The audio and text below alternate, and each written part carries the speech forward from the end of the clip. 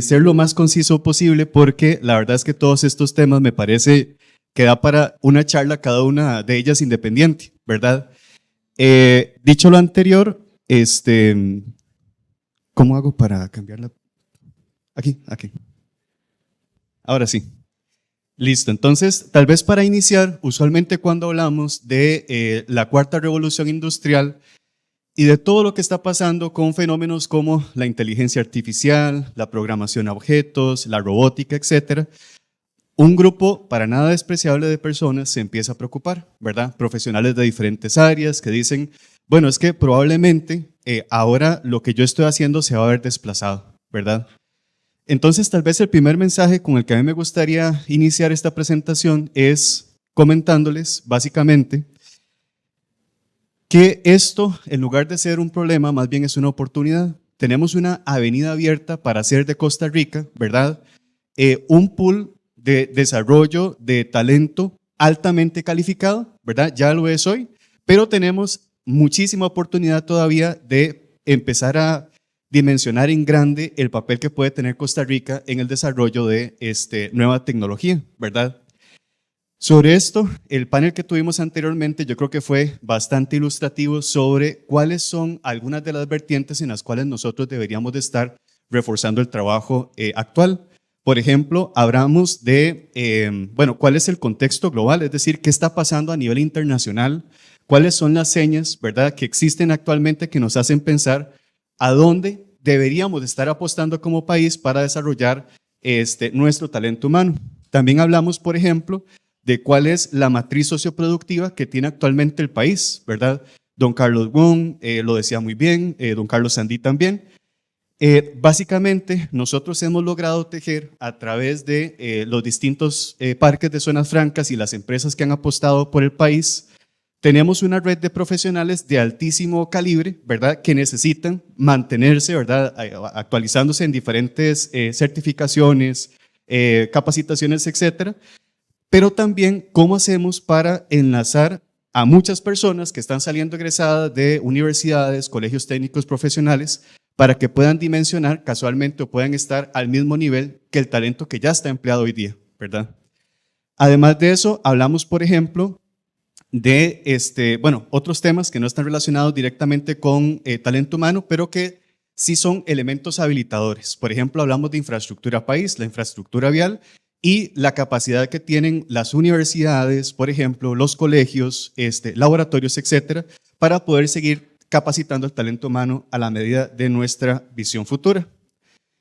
Pensando en todo esto, ¿verdad? Y justamente con el primer comentario que hacía sobre el temor inherente de bueno, ¿qué va a pasar ahora que tenemos inteligencia artificial que está desplazando, por ejemplo, ciertos puestos, ¿verdad?, que son tal vez un poco más mecánicos? Esto que nosotros reconocemos como un potencial temor es algo que se ha vivido o que en la historia de la humanidad no es ajeno, ¿verdad? Y como reseña, evidentemente no me voy a adentrar en cada una de las revoluciones industriales porque duramos de aquí a mañana, ¿verdad?, conversando solo de eso, pero sí como referencia comentar que en cada una de las revoluciones hemos tenido un salto cualitativo del tipo de habilidades requeridas para que la gente pueda trabajar en esa industria, ¿verdad? Desde la primera revolución industrial, hablando sobre procesos de producción mecanizada, ¿verdad? Tenemos las primeras máquinas de vapor, etcétera. Se ocupaba personal inherentemente capacitado para poder trabajar sobre esas máquinas o ese tipo de producción. Saltamos a la segunda revolución industrial, donde lo que hacemos es trabajar en escala sobre esas capacidades técnicas que ya de por sí iniciamos con la primera revolución industrial. Hablamos de producción analógica, entre otra gran cantidad de cosas. Para la tercera revolución industrial, hablamos ya de un salto todavía más grande, que está relacionado, por ejemplo, a campos como la informática y la electrónica, en donde, por ejemplo, tenemos un software que sabe inferir de alguna manera a través de ceros y unos, ¿verdad?, código binario, qué sí tiene que hacer bajo ciertas condiciones y qué no tiene que hacer bajo ciertas condiciones. Para este punto, especialmente, ya hay un cambio sustantivo en la capacidad que se requiere técnica, que es muchísimo más avanzada que en las anteriores dos revoluciones, ¿verdad? Pero tenemos gente que fue desplazada, digamos, tal vez artesanos que hacían las cosas de manera más manual, a donde ahora, en la tercera revolución industrial, tenemos gente que más bien piensa más en abstracto. ¿Cuál es el tipo de desarrollo que tengo que hacer, cuál es el tipo de programa, para qué va a servir. Y en la cuarta revolución industrial tenemos algo que se llama convergencia tecnológica, ¿verdad? Y aquí es donde las cosas se ponen muy interesantes. Antes de estar por acá, de hecho, tenía una conversación con un amigo que está por ahí, don Alex, y justamente estábamos hablando de este tema. Nosotros ahora hablamos de cómo la tecnología empieza a penetrar en otras áreas que antes estaban, digamos, vistas como en silos, ¿verdad? Hablábamos del sector financiero, hablábamos del sector educativo, hablábamos del sector de manufactura. ¿Qué es lo que pasa con la cuarta revolución industrial? Que esas fronteras se diluyen, ¿verdad? Y ahora, por ejemplo, si estamos en el sector educativo, hablamos de todas las plataformas que existen para poder formar a las nuevas generaciones. No sé si han escuchado mencionar el término de los MOOC, por ejemplo, que son estas plataformas que habilitan contenidos a través de Internet en los cuales yo tengo una guía que ya está desarrollada de acuerdo al perfil que yo estoy buscando, ¿verdad? Con la venida de la inteligencia artificial, que, bueno, hay muchos docentes que dicen, no, es que ahora la IA me va a quitar a mí el trabajo, y eso no es cierto, ¿verdad? La inteligencia artificial ahora se convirtió en un motor que me permite a mí como docente, desde el punto de vista, bueno, de la investigación, ¿verdad? De armar mi currícula, y además de eso, de generar instrumentos para capacitar de maneras un poquito más dinámicas, más bien, a las personas. Eso era lo que les decía inicialmente, eso es una ventana de oportunidad. La convergencia entre este sector, el de educación, y la tecnología, la denominamos ahora como EduTech. Y así podemos hacerlo sucesivamente con otros sectores productivos. Por ejemplo, no sé si han escuchado mencionar de FinTech, ¿verdad? Con las criptomonedas también. O AgriTech, ¿verdad? Con aplicación de drones a este sector productivo. Por eso digo, insisto, las fronteras entre estos sectores productivos se han venido diluyendo con una velocidad además pasmosa. A eso es a lo que denominamos convergencia tecnológica. Y eso me lleva a justamente cuál es la realidad que están experimentando las empresas actualmente con respecto a las posibilidades que ofrecen estas tecnologías, ¿verdad? Y a los retos que tienen las empresas para poder seguir siendo altamente competitivos en un mercado que es muy volátil. Hablamos, por ejemplo, estos son datos del World Economic Forum, donde básicamente encuestan a un grupo predeterminado de empresas y les consultan sobre diferentes elementos que casualmente son los que estamos conversando el día de hoy. Por ejemplo, según el informe de Future Jobs 2025, dice que el 63% de los empleadores identifican las brechas de habilidades como la barrera más importante durante el periodo 2025-2030. ¿Cuál es ese primer mensaje? Esto no es un tema menor, ¿verdad? Y lo veíamos también en el panel anterior. Es uno de los principales elementos habilitadores que permiten la atracción de nueva inversión en el país. Sobre las habilidades futuras, el 85% de los empleadores encuestados planean priorizar la mejora de las habilidades de su fuerza laboral. ¿De qué estamos hablando entonces? También lo veíamos en el panel anterior. Para las empresas es altamente importante mantener a su personal capacitado, ¿verdad? Actualizado con respecto a las tendencias internacionales. Nosotros desde ese punto de vista ya no podemos seguir pensando de manera local, sino que estamos dentro de una economía global y tenemos que responder a esas dinámicas internacionales.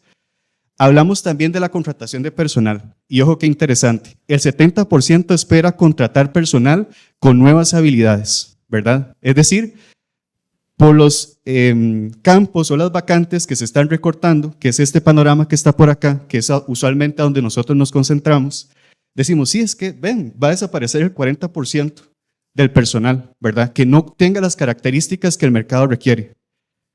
Pero, ¿qué está pasando por acá? Como colorario, tenemos un 70% de oportunidades para poder formar a las personas para que sigan participando del mercado laboral de forma activa. Y además de eso, tenemos una transición. Bueno, ¿qué pasa con las personas que ya están empleadas que de repente el nicho en el cual están trabajando está evolucionando de forma pasmosa? Les decía, por ejemplo, del sector financiero, FinTech, ¿verdad? ¿Qué tenemos que hacer? Las empresas lo saben muy bien, más de la mitad está invirtiendo en hacer procesos de reskilling. ¿Cómo hago para que mi personal siempre esté al tanto, digamos, de las tendencias internacionales y pueda responder de mejor manera al nicho de negocio y a las nuevas oportunidades que están surgiendo en el mercado internacional? Muy bien, con eso dicho, ahora sí, quería traerles más información de todas las habilidades, pero no me alcanzaba la diapositiva ni tampoco el tiempo, pero con un café después podemos conversarlo con más detenimiento. Vean qué interesante, esto era lo que estábamos viendo como reflejo de las tendencias en la diapositiva anterior. De este lado, estoy seguro, el que me dice que lo puede leer me sorprende, ¿verdad? Porque yo estoy aquí cerca y todavía me cuesta, pero igual les voy a leer algunos nada más para que tengamos ejemplos. De este lado por acá tenemos las habilidades, bueno, los trabajos más bien que han venido creciendo de forma exponencial, digámoslo así. Tenemos, por ejemplo, Big Data Specialist, que esto es lo que, obviamente, por todo lo que tiene que ver con la inteligencia artificial, procesamiento de datos y demás, es casi que el ejemplo por antonomasia que surge en todo este tipo de foros. FinTech Engineers, ¿verdad? Que era un poco lo que les estaba comentando, ingenieros que estén relacionados con el desarrollo de soluciones en el campo FinTech, inteligencia artificial y Machine Learning, desarrollo de aplicaciones, etcétera, ¿verdad? Estos son solo algunos ejemplos. Y de este otro lado, hay algunas relaciones muy interesantes, ¿verdad? Por ejemplo, las personas que se encargan de tabulación de datos, ¿verdad? Eso ya está siendo desplazado justamente por esto que estamos viendo en el top tier, ¿verdad? De este lado. Entonces, digamos que hay cierta posibilidad de proyectar justamente cuáles puestos o cuáles empleos se van a ver desplazados a través del uso e implementación de tecnología, ¿verdad? Están íntimamente relacionados. Ahora pasamos más, no solo a los puestos per se, que además también cambian de forma bastante vertiginosa, sino especialmente de las habilidades. Y esto para mí, digamos, fue sorpresa al momento de empezar a hablar con empresas que están atrayendo nuevas inversiones al país, porque evidentemente los retos que están enfrentando no son los mismos que enfrentábamos en el pasado, ¿verdad? Y de las reflexiones que me han compartido, algunas de hecho hicieron que se me terminara de caer el pelo, ¿verdad? Porque me decían, es que nosotros ya no estamos haciendo necesariamente énfasis en las habilidades técnicas, sino que estamos haciendo énfasis en las habilidades estratégicas. ¿Y qué son habilidades estratégicas? Son las mal llamadas habilidades blandas. Porque cosas que antes dábamos por sentadas, que la gente tenía, por ejemplo, si la empresa le dice, usted tiene que presentarse a las 7 de la mañana, ¿verdad? Antes se daba por sentado y la gente sobreentendía que tenía que llegar a esa hora. Con las nuevas generaciones, y no me malinterpreten porque no es solo un problema inherente de las nuevas generaciones, sino que las pandemias y otros fenómenos de corte social han hecho que la gente, por alguna razón, desaprenda más bien cosas que antes dábamos por sentadas, que eran nuestro core de valores, que hacían, por ejemplo, que el talento humano se desempeñara muchísimo mejor que en otras partes del mundo. Y eso lo hemos venido perdiendo, ¿verdad?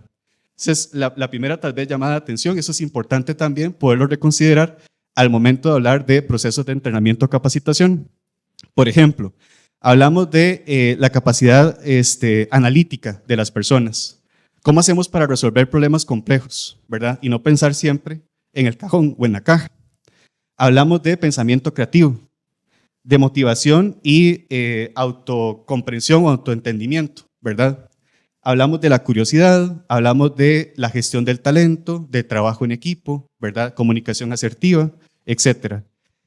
Este tipo de elementos son esenciales y tienen que acompañar necesariamente, ¿verdad? Cualquier proceso de capacitación de las otras habilidades que estábamos viendo antes, que no quiero decir que no sean importantes, pero esta es la piedra angular. Si no tenemos esto, y de hecho las mismas empresas lo dicen con mucha frecuencia, esto es lo primero antes de pasar a procesos de enseñanza en habilidades técnicas altamente requeridas por la industria.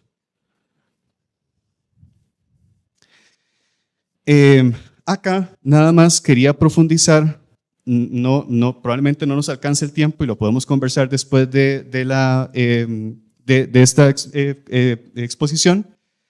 Cuando nosotros hablamos de estos campos también, a veces se ven como digamos, demasiado lineares, como que no hay otras aristas, digamos, que están relacionadas, por ejemplo, análisis de datos, ¿verdad? Se le pregunta digamos, a las empresas, bueno, ¿usted cuál es el tipo de perfil que requiere? Sí, yo requiero un analista de datos. Cuando uno ve el perfil, a veces, porque eso también es una dificultad, no los culpo, puede ser que no estén requiriendo a un analista de datos, sino a un ingeniero de datos o a un científico de datos, ¿verdad? Y la diferencia podría parecer nominal, pero sí tiene muchísima profundidad, ¿verdad? Y tal vez voy a detenerme un momento nada más para hacer un análisis rápido ¿De a qué me refiero con las diferentes áreas que actualmente están siendo requeridas por la industria en el campo de la cuarta revolución industrial? Cuando nosotros hablamos, por ejemplo, de la necesidad de crear modelos, de hacer las preguntas clave sobre la información que yo poseo, estamos hablando de un científico de datos que tiene el nivel de abstracción para poder reconocer, bueno, cuáles son las preguntas que van a hacer que mi solución al momento de insertarla en el mercado vaya a ser, ¿verdad? Vaya a tener el impacto que está requiriendo la industria. Cuando hablamos de un analista de datos, estamos hablando más desde el punto de vista de procesamiento, de tabulación de la información, de limpieza de las bases de datos. Y así hay infinidad de profesiones que están relacionadas con este campo, ¿verdad? Entonces hay una gran variedad de oportunidades que podemos aprovechar en el marco de la revolución industrial relacionada con el tema de análisis de datos y Big Data. Lo mismo pasa con procesos de robótica y automatización. Y aquí viene otro de los temores que usualmente surgen con temas de manufactura, ¿verdad? Y dispositivos médicos, por ejemplo, que dicen, bueno, es que ahora lo que está haciendo un operario probablemente se va a ver desplazado porque un brazo robótico lo va a hacer, ¿verdad? Y lo va a hacer más rápido. La pregunta es, ¿quién le da mantenimiento a ese brazo robótico, por ejemplo? Y ahí tenemos parte justamente de los puestos del futuro, ¿verdad? La gente que se va a encargar de apoyar en el desarrollo y mantenimiento de esos brazos robóticos, de la programación de ese brazo, ¿verdad? Y hay una gran cantidad de puestos vacantes. Y por último, y no menos importante, también hablamos de cómo hacer una gestión efectiva de todos esos procesos, ¿verdad? Y tenemos un resurgimiento de carreras que típicamente se han visto un poco más relegadas, como al tema administrativo, que están relacionadas, por ejemplo, a la gestión de proyectos, ¿verdad? A la utilización de metodologías ágiles, al diseño de procesos que me permitan ser más efectivo al momento de generar bienes y servicios. Este tipo de elementos, tal vez que no se ven tan técnicos, realmente pues tienen o asisten de forma transversal a estas áreas del conocimiento y son igualmente importantes. Quería traerles estos tres casos porque también reflejan, por ejemplo, lo que es desde el punto de vista más de desarrollo de software o manejo de bases de datos, etcétera, que es un poco más abstracto.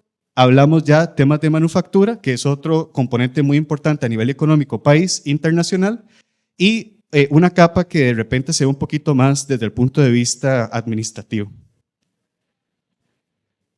Muy bien, ahora, yo sé que voy un poquito rápido, pero tengo el tiempo limitado y lo que quiero es tal vez darles una idea continua de cuáles son las habilidades, cuáles son los puestos que se están abriendo, las oportunidades del futuro, pero nada de lo que acabo de comentar sería posible si no tenemos esto como marco de trabajo, que son las alianzas público-privadas. Como referencia general, ¿verdad? Cuando hablamos de alianzas público-privadas, no es simplemente una interacción, ¿verdad? Uno a uno tal vez entre, o una interacción plana entre academia y sector empresarial, sino que hablamos del desarrollo de todo un ecosistema que permite justamente de forma integral, con objetivos comunes, generar, en este caso, el talento humano de hoy, pero también del futuro. ¿A qué estamos apuntando nosotros como país? Dentro de las alianzas público-privadas, nosotros hablamos de diferentes recursos que tenemos a disposición hoy día, de hecho, y que debemos de fortalecer, que nos permiten justamente mantener al país siendo tan competitivo como lo es hoy en día. Por ejemplo, a nivel estatal existen diferentes recursos. A nivel nacional, institucional, nosotros tenemos diferentes recursos que nos permiten, por ejemplo, apoyar a diferentes públicos meta. Aquí hablamos, por ejemplo, de la estrategia que tiene el Ministerio de Trabajo con Empléate, que atiende a población en condición de vulnerabilidad socioeconómica. Ese tipo de programas permite asistir a las personas que de repente, si no contaran con esos recursos, no se pueden formar y no podrían acceder a las oportunidades del futuro que estábamos viendo con anterioridad. Desde el punto de vista de la promotora de comercio exterior, nosotros tenemos también diferentes incentivos que ahora más adelante les voy a mostrar, que lo que nos permiten es atender otro público meta. De repente, técnicos y profesionales que salen muy bien formados, pero que necesitan una certificación o una cualificación mayor para poder optar por un puesto dentro de las empresas del régimen de zonas francas. También tenemos al Instituto Nacional de Aprendizaje, que tiene diferentes recursos de formación técnica muy robustos que nos permiten también tener un pool de talento bastante amplio. Además de eso, contamos con el aval del sector productivo, ¿verdad? ¿Esto qué quiere decir? Nada de lo que nosotros estamos proyectando hacer en el futuro, ni de lo que tenemos presente, podría ser posible y no daría los resultados que dan hoy día, si no es a través de la interacción directa con el sector productivo.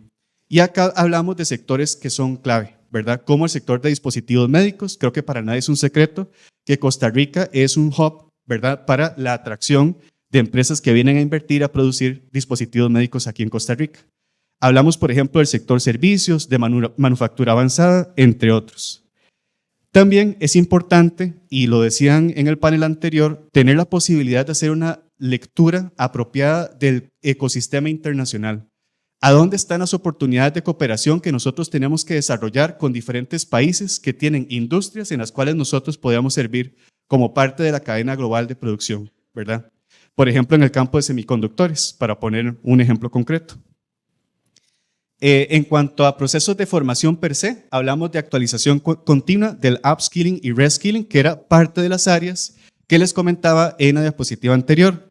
¿A qué me refiero con esto? Actualmente, a través de alianzas con diferentes universidades públicas y privadas, nosotros podemos informarle a la academia de cuáles son esos vacíos que actualmente hay en los procesos de formación y cuáles son las capacitaciones y la currícula y los contenidos que el sector productivo está requiriendo. ¿Qué hacemos con eso? Disminuir las brechas para que las empresas siempre puedan contar con ese personal altamente capacitado. Todo esto, lo hacemos de la mano con asociaciones del sector privado, como por ejemplo ASOFRAS, lo hacemos con clústeres socioproductivos, como por ejemplo el clúster de dispositivos médicos, el clúster de ciberseguridad, entre otros. Y esto casualmente es uno de los elementos habilitadores que estaba presentando al inicio de la conversación. En cuanto a las herramientas que nosotros tenemos como país actualmente para poder seguir fortaleciendo el ecosistema de talento humano, me pidieron hacer una comparación muy rápida en cuanto al tema de educación dual, que también es otro elemento, otro vehículo que nos permite que rápidamente tengamos talento humano capacitado, además con la experiencia laboral que el sector productivo requiere. En esto, bueno, hay varias asociaciones del sector privado también que han sido bastante pujantes en que tengamos el modelo que tenemos hoy día, y dentro de las características principales a destacar del modelo costarricense es que tenemos un marco legal y jurídico habilitador que nos permite justamente tener este vínculo directo con el sector privado. Hablamos también de una participación empresarial activa, ¿verdad? Y eso es fundamental porque gracias a las empresas que han apostado justamente por este modelo, hoy día tenemos personal que se capacitó y que rápidamente entró a trabajar, básicamente gracias al modelo de educación dual. Liderazgo institucional, que aquí yo creo que sobra decir, el Instituto Nacional de Aprendizaje, el Ministerio de Educación Pública han tenido un rol fundamental en el desarrollo de la capacidad instalada que tenemos y el vínculo con la industria. Y también podemos hablar rápidamente de los proyectos pilotos que se han hecho con diferentes colegios técnicos profesionales en todo el país para tener justamente este tipo de impacto a través del modelo de educación dual. Existen retos latentes y esos retos son inherentes justamente a otros modelos que se han aplicado en la región latinoamericana, ¿verdad? De manera muy rápida, si nosotros exploramos los países que forman parte de la Alianza del Pacífico, México, Chile, Colombia, son 3 de otros casos que podríamos examinar, pero, por ejemplo, en México tienen problemas con respecto a la calidad de la formación en diferentes regiones del país, ¿verdad? En el caso de Chile, básicamente carecen de un marco como el que nosotros tenemos, ¿verdad? El marco legal que poseemos a través de la ley 9728. Y en el caso de Colombia, hay dificultades para poder incursionar, por ejemplo, en el entorno rural, ¿verdad? ¿A qué voy con todo esto? Y también al tema de la educación dual como pilar de la formación. No es digamos, de forma excluyente que las empresas dicen que necesitan contratar personas que tengan la experiencia necesaria para poderse desempeñar en campos como manufactura. Una respuesta clave y contundente a esa solicitud o a esa necesidad es este tipo de modelos como el de educación dual. Además de educación dual como mecanismo, nosotros también tenemos una serie de incentivos que funcionan como áreas o vehículos habilitadores para poder cerrar brechas en materia de formación. Esto que vamos a ver a continuación es parte ya de las propuestas que tenemos de trabajo concretas que hemos ido desarrollando de la mano con la industria.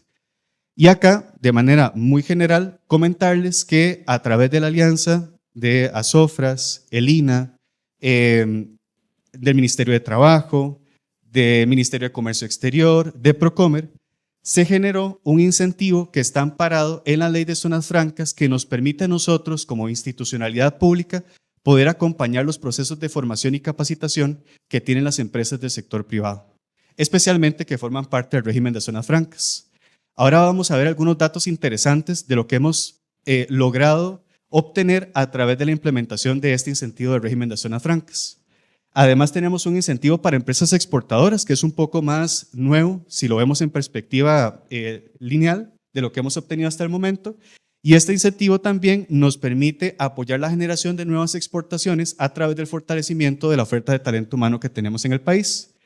Y por último, y no menos importante, hemos estado incursionando de la mano con el Ministerio de Trabajo en un modelo que se llama pago por resultados, que nos permite, entre otras cosas, trabajar muy de cerca con el sector académico para que los programas que vamos a impartir, financiados con fondos públicos, estén direccionados a puntos de dolor que tiene el sector empresarial en la actualidad.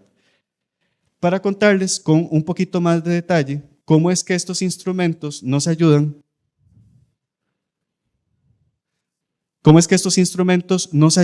a poder mantener ese vínculo entre el sector académico, el sector empresarial y los fondos no gubernamentales. Les cuento rápidamente la historia de la creación de este incentivo de zonas francas. Para el 2016, por una necesidad puntual, un grupo de empresas se presenta ante el Ministerio de Comercio Exterior y dicen, yo no logro tener a mi talento humano formado de acuerdo a las necesidades que tiene el mercado internacional. Para el 2016 se hace, de hecho, esta metodología que permite a COMEX y a Procomer invertir directamente en procesos de capacitación en diferentes áreas. Hablamos del campo de inteligencia artificial, manufactura avanzada, ¿verdad? Pagar gastos de viaje para que nuestros especialistas aquí en Costa Rica puedan salir del país, obtener la información o la capacitación que necesitan y que eso active la generación de nuevas líneas de negocio aquí en el país. Eso fue en el 2016. Entre el 2018 y el 2022 no se volvió a generar el mecanismo por temas de pandemia, pero en el 2023 tuvimos otra vez la apertura de este fondo especial. Para el 2023 nosotros teníamos la meta de colocar $710,000 y beneficiar a cerca de 1,900 personas. Y lo hicimos. Logramos financiar más de 25 proyectos de diferentes empresas. Hablamos de dispositivos médicos, hablamos del sector servicios, sector agroalimentario, sector finanzas. Y gracias a eso, mucho del personal que requerían para poder justificar la traída de más inversión al país se pudo habilitar. Pasamos al 2024, en marzo tuvimos una segunda edición, beneficiamos a más de 1,200 personas con $580,000 y en el presente ya llevamos justamente 2 cortes de evaluación donde han participado cerca de 20 proyectos de coinversión. Este tipo de iniciativas son las que, como les comentaba con anterioridad, sirven para generar cambios estructurales en cómo nosotros vamos preparando el talento humano del futuro. ¿Cómo funciona este modelo? Básicamente lo que hacemos es que tenemos un plan de coinversión que nos permite acompañar la inversión que de por sí ya están haciendo las empresas en entrenar a su personal. Partimos de un 50% de financiamiento, ¿verdad? Y esto tal vez para ponerlo de forma un poco más ilustrativa. Si una empresa postula al incentivo y dice, mira, yo ocupo capacitar a mi personal en finanzas avanzadas. Nosotros revisamos el proyecto, revisamos la cantidad de beneficiarios, vemos el perfil de las personas y contra eso básicamente lo que hacemos es duplicar el fondo para que no sean solo 10 o 15 beneficiarios, sino que sean 30, 40, 60 personas. Básicamente los programas tienen que ser de corta duración, ¿verdad? Ya lo mencionaba don Carlos Sandí, don Carlos Wong del panel anterior. Este tipo de programas de corta duración, lo que nos permite es tener el talento humano en un tiempo muy reducido y que justamente siga siendo competitivo en las áreas que requieren las empresas. Los resultados en términos globales. Y aquí es donde esta fórmula se empieza a poner muchísimo más interesante.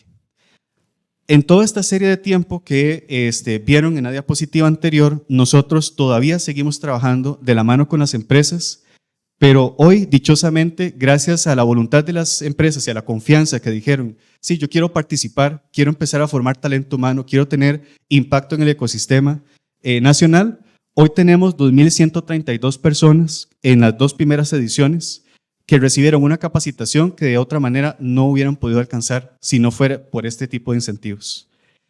Estas 2.132 personas tienen familia, ¿verdad?, que se ve directamente impactada gracias al aporte económico que estamos generando con estos componentes. Hablamos de más de 2.000 capacitaciones invertidas en 300 rutas de formación distintas, todas asociadas a puntos de dolor del sector empresarial, y ya me estoy quedando sin tiempo.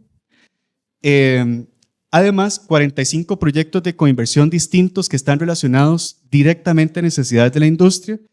Y en cuanto a inversión, ya llevamos, de hecho, más de $1 millón aplicado en fondos de coinversión.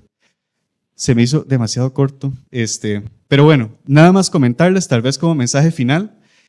Hay un programa adicional que está enfocado en esquema de pago por resultados, que lo que nos permite es trabajar directamente con centros de formación en áreas transversales que sean habilitadoras de las necesidades que tienen actualmente las empresas del sector comercio exterior.